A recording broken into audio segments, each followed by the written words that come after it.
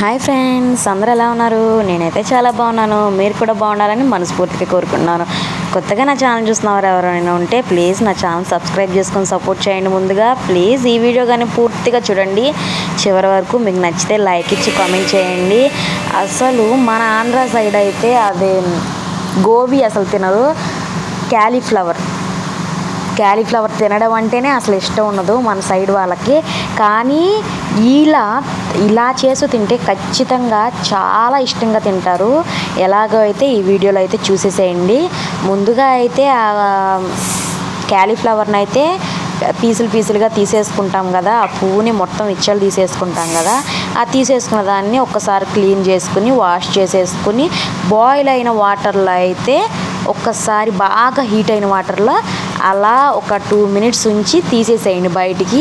తీసేసిన తర్వాత అయితే దాంట్లోకి బియ్యం పిండి, కార్న్ఫ్లోర్, మసాలాలు అన్నీ, అల్లం చిన్నుల్లిపాయల పేస్ట్, గరం మసాలా, ధనియాల పౌడర్, జీరా పౌడర్, ఇంకా చికెన్ ఉంటుంది కదా, చికెన్ పౌడర్, మొత్తం పెప్పర్ పౌడర్, ఒక ఎగ్, కారం, ఉప్పు మొత్తం వేసి అయితే చక్కగా కలుపుకోండి. ఇది ఎలా రెడీ అయ్యిద్ది అంటే సేమ్ చికెన్ పీసులు ఎలా ఉంటాయో అలా రెడీ అయ్యిద్ది.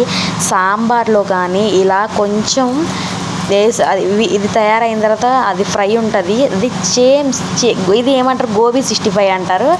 సేమ్ చికెన్ది ఎలా ఉండిద్దో పకోడీ అలా ఉండిద్ది. ఇది తింటా ఉంటే బాగా టేస్ట్ ఉండిద్ది. మన సైడ్ వాళ్ళకి తెలియదు వండుకోరు, తినరు. ఇవి అసలు ఎక్కువ తెచ్చుకోరు.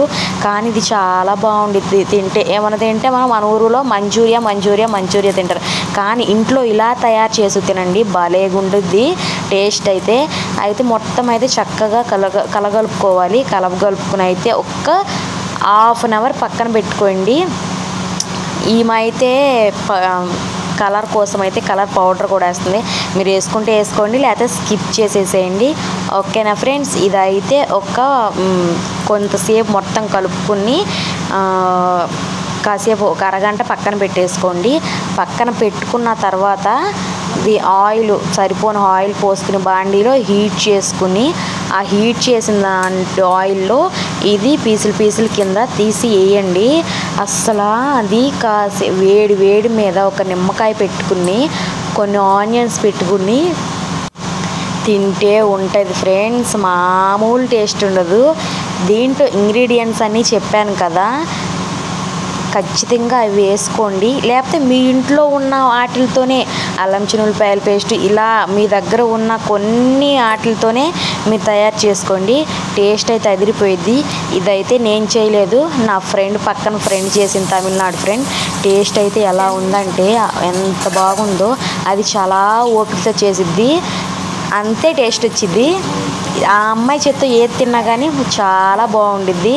కానీ ఇది మీ ఇంట్లో ఒక్కసారి ట్రై చేయండి, మామూలు టేస్ట్ ఉండదు, అదిరిపోయిద్ది అంతే. Please like, share, subscribe my channel. ఓకేనా ఫ్రెండ్స్? బాయ్.